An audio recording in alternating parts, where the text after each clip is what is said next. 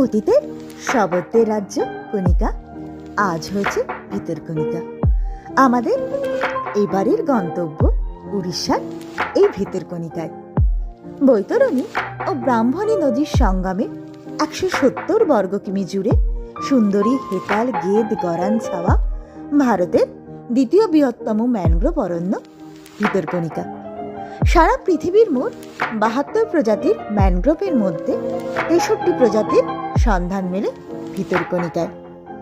650 বর্গ কিমি ব্যাপ্ত হলুদ নদী সবুজ বনের ভিতরকণিকার মাথায় জাতীয় উদ্যানের ভূষণ চেপেছে 1975 সালে।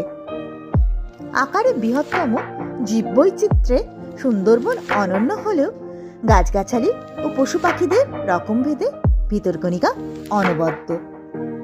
ভিতরকণিকার বৃক্ষ শাখে চেনা অচেনা হাজারো পাখির দেখা মেলে বিভিন্ন প্রকারের সাপ, হরিণ, বন্য শুয়োর, বনবিড়াল। তবে এখানকার বিশেষ আকর্ষণ বিরল প্রজাতির সাদা কুমির।